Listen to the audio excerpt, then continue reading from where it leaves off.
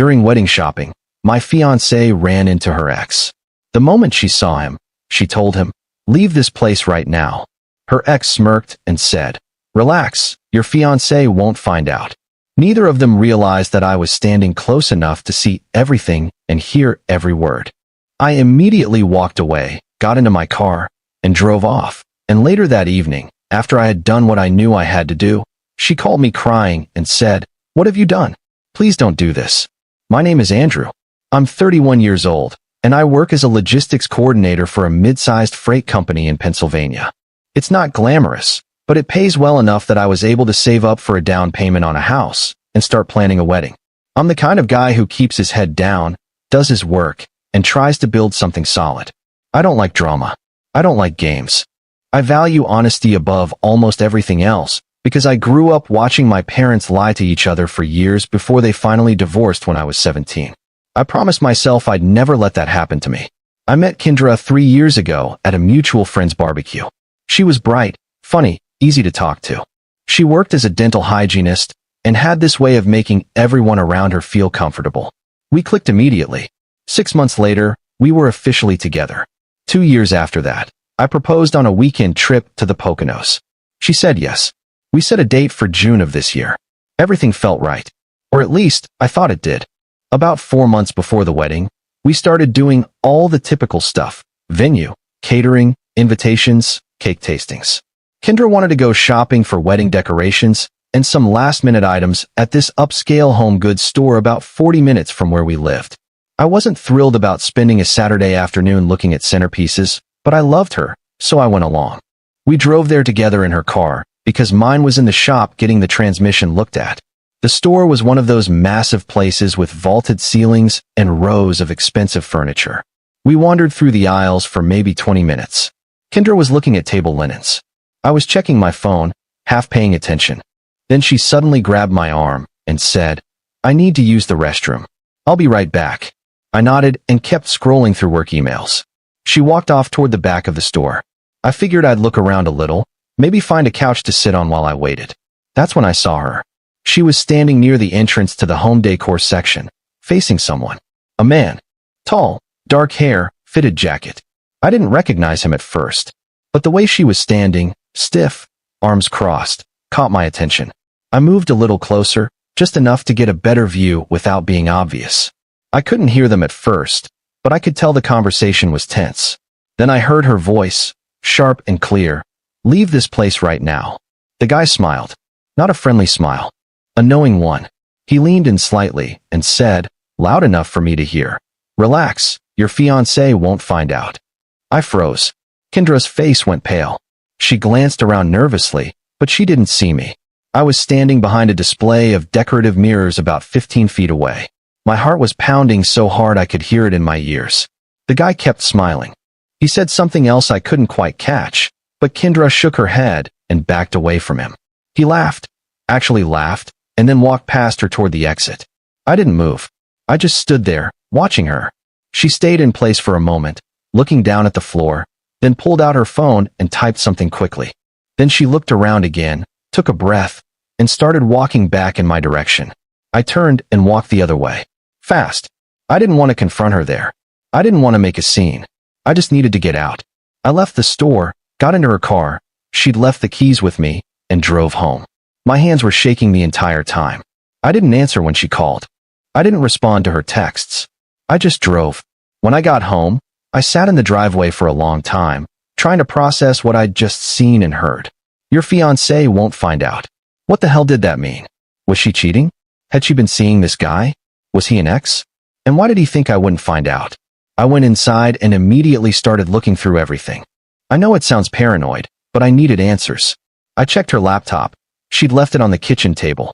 She didn't have a password on it, which in hindsight should have been a red flag. I opened her email. Nothing suspicious. Then I checked her social media messages. Also nothing. But then I opened her phone records online. We were on a shared plan, so I had access. And that's when I saw it. Over the past 3 months, there were dozens of calls and texts to a number I didn't recognize. Late at night, early in the morning, during her lunch breaks. I pulled up the call log, and my stomach dropped. Some of the calls lasted over an hour. I sat there staring at the screen, feeling like the floor had disappeared beneath me. That's when she came home. She must have gotten an Uber. I heard the front door open and her voice calling out, "Andrew, are you here? What happened? Why did you leave?" I didn't answer. I just sat there at the kitchen table with her phone records pulled up on my laptop. She walked into the kitchen and stopped when she saw me. Her face went white. "Andrew, who is he?" I said. My voice was calm. Too calm. "Who is who?" "The guy at the store.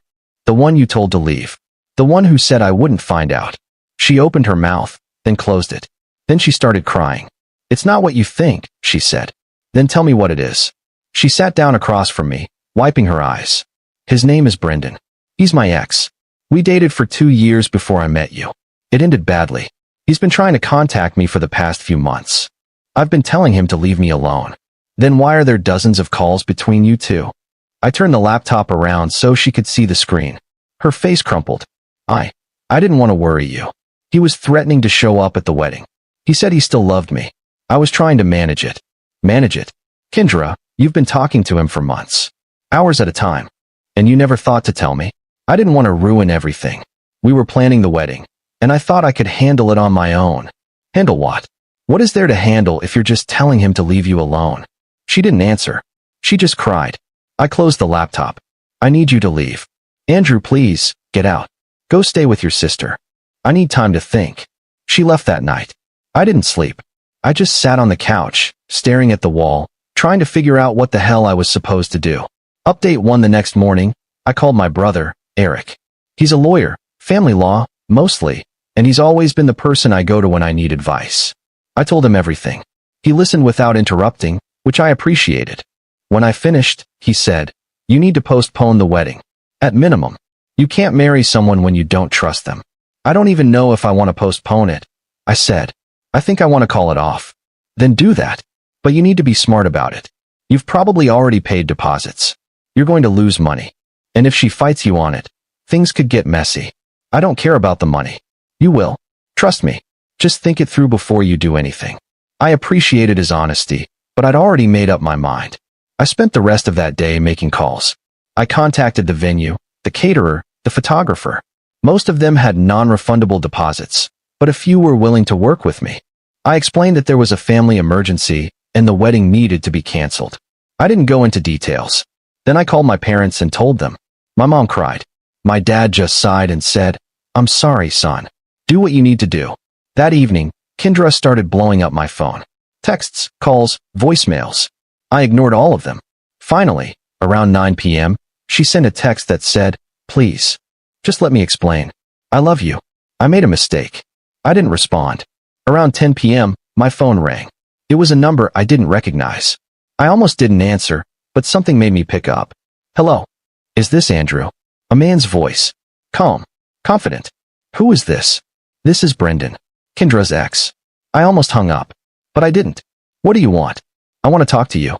Man to man. I think you deserve to know the truth." "I'm listening." He paused. Then he said, "Kendra and I didn't just talk on the phone. We've been seeing each other. For the past 4 months. She told me she was going to call off the wedding. She said she realized she still loved me. But then she kept pushing the date back, saying she needed more time. I got tired of waiting. That's why I showed up at the store yesterday. I wanted to force her hand. I felt like I'd been punched in the chest. "You're lying," I said. "I'm not. And I can prove it.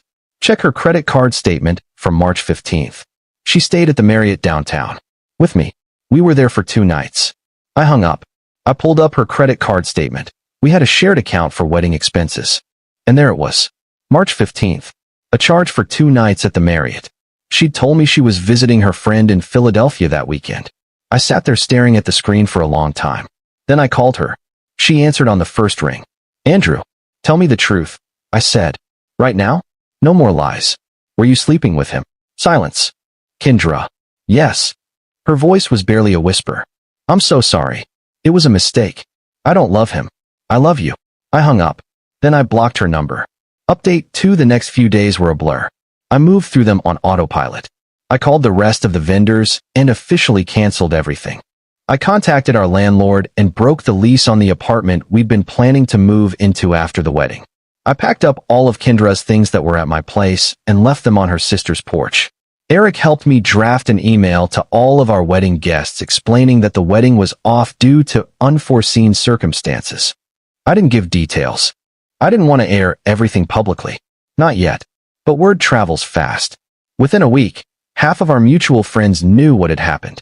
Some reached out to offer support. Others just disappeared. Kendra's friends, predictably, tried to paint me as the bad guy. They said I was being too harsh, that everyone makes mistakes, that I should give her another chance. I didn't care what they thought. What I did care about was the money. Kendra and I had been splitting the wedding costs 50-50. She'd contributed about $12,000. I'd contributed the same. With everything canceled, we'd lost about $18,000 total in non-refundable deposits. I didn't want her money back. I just wanted her gone. But then she started texting me from a new number. Begging. Pleading. Saying she'd made the biggest mistake of her life. Saying she'd do anything to fix it. I ignored her. Then, about 2 weeks after everything fell apart, I got a call from an unknown number. Again. This time, it was Kendra's mother. Andrew, please. Just talk to her. She's a mess. She loves you. She made a mistake, but she's willing to do whatever it takes to make it right. Mrs. Callahan, I appreciate you calling, but I've made my decision. It's over. You're throwing away 3 years over one mistake. It wasn't one mistake. She lied to me for months. She slept with another man while planning our wedding. That's not a mistake. That's a choice. She hung up on me. A few days later, I found out through a mutual friend that Kendra had moved in with Brendan. Apparently, once I called off the wedding, she decided to give things with him another shot. Part of me felt vindicated. Part of me just felt empty. But then something strange happened. About 3 weeks after I canceled the wedding, I got a message on social media from a woman I didn't know. Her name was Haley. She said she was Brendan's ex-girlfriend, and she wanted to talk. We met for coffee. She was blunt. Brendan is a con artist, she said. He doesn't actually love Kendra. He just likes the chase. He did the same thing to me. He convinces women to leave their partners. Then once he's won, he loses interest. I saw on Facebook that Kendra moved in with him. I wanted to warn you, but I also wanted to warn her. I didn't know what to say. I'm telling you this because I don't think you deserved what happened, Haley continued. But I also don't think Kendra knows what she's gotten herself into. Brendan is manipulative. He'll chew her up and spit her out. And when he does, she's going to come running back to you. That's not my problem, I said. I know, but I thought you should know. I thanked her for the coffee and left. I didn't plan on doing anything with the information. Kendra made her choice. I made mine. Update 2 months later, Kendra reached out again. This time, through Eric. She'd apparently contacted him and asked if he could mediate a conversation between us. He called me and told me what she'd said. She wants to talk. She says Brendan broke up with her. She's saying she realizes now that you were the one. She's asking for another chance. I laughed. Actually laughed. Tell her no. I already did. But she's persistent. She said she's willing to go to therapy, sign a prenup, whatever you want. Eric, I don't care. I'm done. I know. I just wanted to let you know. I hung up and went back to my life. I'd started seeing a therapist myself, which helped. I'd also started going to the gym more, spending time with friends I'd neglected during the relationship, and focusing on work. I got a promotion in July. I was doing okay. But then, in late August, something happened that changed everything. I got a call from the police. Apparently, Kendra had filed a harassment claim against Brendan. He'd been showing up at her workplace, calling her nonstop, even threatening her. The officer wanted to know if I had any information that could help their case. I told them about Haley and gave them her contact information. They thanked me and hung up. A few days later, Haley called me. The police contacted me. I gave them everything I had on Brendan. Turns out, he's done this to at least 4 other women. They're building a case against him for stalking and harassment. Good, I said. There's something else, Haley said. Kendra reached out to me. She apologized. She said she didn't realize what she was getting into. She asked if I thought you'd ever forgive her. What did you tell her? I told her that forgiveness isn't the same as reconciliation, and that she needs to move on. I appreciated that. Final update, it's been 6 months since I called off the wedding. Kendra has stopped reaching out. I heard through a mutual friend that she moved to North Carolina to live with her cousin and start over. Brendan was charged with stalking and ended up taking a plea deal. I don't know the details, and I don't care to. As for me, I'm doing well. Better than I expected, honestly. I sold the house I'd been planning to move into with Kendra and bought a smaller place closer to work. I've been dating casually, nothing serious. I'm not in a rush. My brother keeps telling me I dodged a bullet. My mom keeps asking when I'm going to find someone nice and settle down. My dad just nods and says, "You'll know when it's right." I think they're all correct in their own way. Looking back, I don't regret calling off the wedding. I don't regret cutting Kendra out of my life. I don't even regret the money we lost. What I do regret is not trusting my instincts sooner. There were signs, small things that didn't add up, moments where she seemed distant or distracted. I ignored them because I wanted to believe everything was fine. I won't make that mistake again. Edit 1. A few people have asked if I ever confronted Brendan directly. I didn't. I didn't see the point. He wanted attention, and I wasn't going to give it to him. Edit 2. Someone asked if Kendra ever tried to reach out after she moved to North Carolina. She sent one email about 3 months ago. I didn't open it. I just archived it. Maybe one day I'll read it. But not today. Edit 3. For anyone wondering, yes, I'm okay. Some days are harder than others, but I'm getting through it. And honestly, I feel lighter now than I did a year ago. That has to count for something.